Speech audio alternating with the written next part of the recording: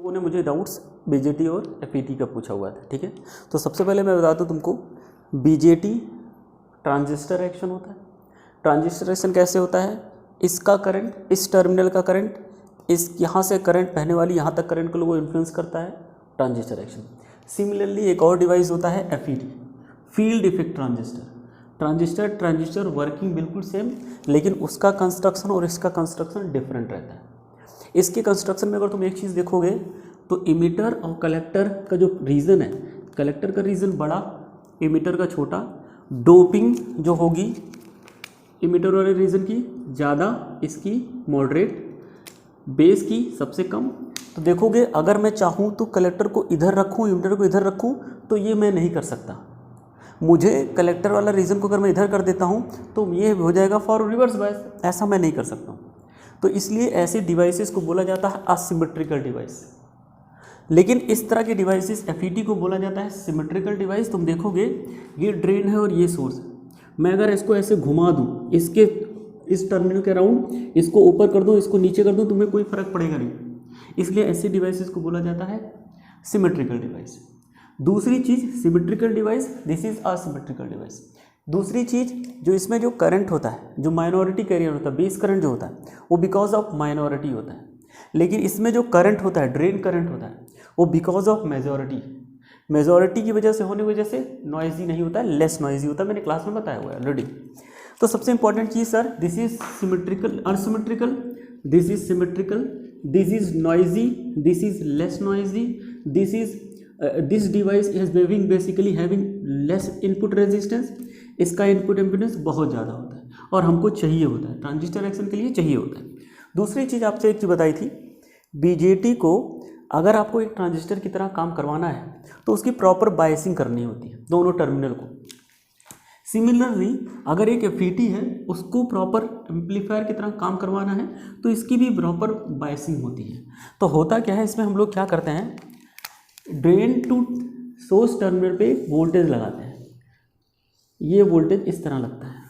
तो अगर देखोगे this is positive, this is negative, और अगर आपने ऐसा करा तो तुरंत देखना क्या हो रहा होगा, this is positive voltage, positive voltage is connected to the N terminal, और यहाँ पे गेट है, गेट पे अगर मैंने 0 वोल्ट लगाया हुआ है तो जरा ध्यान से देखो, P प्लस पे 0 वोल्टेज, मतलब सर आपका ये डिवाइस है, अगर ध्यान से देखो this is P plus and this is N। देखो N और P प्लस के बीच में N को कौन सा टर्मिनल दिया गया है, N को दिया गया है पॉजिटिव टर्मिनल, और P प्लस को क्या दिया गया है, 0 टर्मिनल। तो ये जो जंक्शन है वो कैसा बनेगा, रिवर्स बायस। तो देखो ये जो जंक्शन दोनों के बीच में बन रहा है ना, देखो मैंने उसको रिवर्स बायस किया हुआ है। जब आपने इस पर 0 वोल्टेज लगाया हुआ है ना, तो ये रिवर्स बायस हुआ होगा थोड़ा बहुत। इसका मतलब सर आप 0 ये वोल्टेज और बढ़ाते चले जाओगे, 0 को और निगेटिव में तरफ चले जाओगे, -1, -2, -3, -4 करते चले जाओगे ना, तो होगा क्या, ये जो डिप्लीशन विड्थ है वो बढ़ती जाएगी। मतलब -1 करोगे तो ये थोड़ा सा और बढ़ेगी, -2 करोगे तो थोड़ा सा और बढ़ेगी, -3 करोगे थोड़ा और बढ़ेगी, और सिमिलरली ये वाली जंक्शन भी बढ़ती चली जाएगी। मतलब -1, -2 पे अगर देखोगे बढ़ती चली जाएगी। तो तुम जरा ध्यान से देखो, एक चीज़ हो रही है, जब भी आप 0, 1, 2, 3, -1, 2, 3 लगा रहे हो तो जो इसकी बेस विड्थ है वो बढ़ती जा रही है, और जो बीच का रीजन है वो क्या हो जा रहा है, कम होता चला जा रहा है। इसकी वजह से जो करंट या जो चार्ज कैरियर है, जो इस पॉजिटिव की वजह से इलेक्ट्रॉन के ऊपर फोर्स लग रहा था, वो नीचे की तरफ लग रहा था। लेकिन अगर तुम देखो इस वाले वोल्टेज की वजह से जो इलेक्ट्रॉन वो तो नीचे जा रहा था, लेकिन ये जो डिप्लीशन विड्थ है, इसका डिप्लीशन विड्थ बढ़ा, इसका डिप्लीशन विड्थ बढ़ा, तो जो बीच वाली रीजन है ना, उसमें इलेक्ट्रॉन के फ्लो को डिस्टर्ब किया। इलेक्ट्रॉन के फ्लो को डिस्टर्ब करने का मतलब है कि इलेक्ट्रॉन के फ्लो नीचे हैं, इसका मतलब आपका सारा का सारा करंट कैसा है, ऊपर। तो इसका मतलब आपका ये वोल्टेज आप जैसे जैसे वेरी कराते जाओगे, जो करंट है वो वेरी करती जाएगी। और देखो यहाँ पे ट्रांजिस्टर एक्शन हो गया कि नहीं हो गया, because of gate voltage, and that is why this device is called gate और voltage controlled device. This is called current control device, this is called voltage control device. ठीक है। और कैसे हो रहा है ऑप्शन तुमको दिख रहा होगा, positive voltage, all the electrons are downward, so because of that current will be upward. Now this current will be disturbed by applying the voltage at the gate terminal. 0 voltage पे कुछ नहीं, -1 पे depletion rate बढ़ती गई, -2 -3 4 करते जाओगे और depletion rate बढ़ती जाएगी। इसकी 2 टाइप की इसमें क्या था सर, आपने बताया था इसमें 2 टाइप की कैरेक्टरिस्टिक्स होती हैं, एक इनपुट कैरेक्टरिस्टिक्स और एक आउटपुट कैरेक्टरिस्टिक्स। एफईटी या मॉसफेट में किसी में भी एक ही कैरेक्टरिस्टिक्स होती है, इसमें इनपुट कैरेक्टरिस्टिक्स नहीं होती है। इनपुट कैरेक्टरिस्टिक्स नहीं होती है, सिर्फ और सिर्फ क्या होती है, output characteristics. Output characteristics, input characteristics क्यों नहीं होती है, बिकॉज जो इसमें करंट होता है, जो इनपुट करंट होता है दैट मीन्स गेट करंट होता है, आईजी क्या होता है, 0 होता है। इनपुट करंट 0 होता है, इसलिए इसमें इनपुट कैरेक्टरिस्टिक्स नहीं होती। इसमें इनपुट कैरेक्टरिस्टिक्स होती है, क्यों, क्योंकि इसमें बेस करंट थोड़ा सा होता है, इनपुट करंट थोड़ा सा होता है, 0 नहीं होता है, इसलिए इसमें इनपुट कैरेक्टरिस्टिक्स ड्रॉ की जा सकती है। लेकिन किसी भी डिवाइस में इनपुट कैरेक्टरिस्टिक्स नहीं ड्रॉ कर सकते जिसका कि इनपुट करंट ही 0।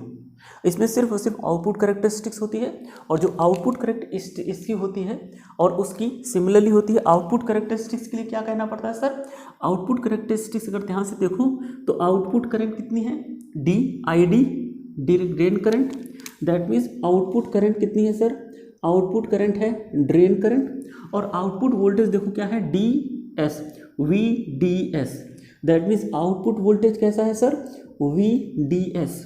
जैसा कि वहाँ होता था इस कैरेक्टरिस्टिक्स, सेम कैरेक्टरिस्टिक्स इसमें आती है, पहले शुरू में करंट इंक्रीज करता है और फिर जाके सेचुरेट हो जाता है, और सेम कैरेक्टरिस्टिक्स उसमें भी ऐसे ही आती थी आउटपुट कैरेक्टरिस्टिक्स, कोई डिफरेंस नहीं है।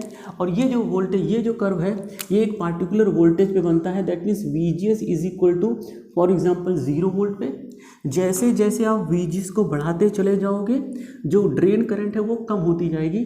तो अगर देखोगे VGS is equal to -5 volt पे यही ग्राफ थोड़ा सा नीचे आ जाएगा, दैट्स इट।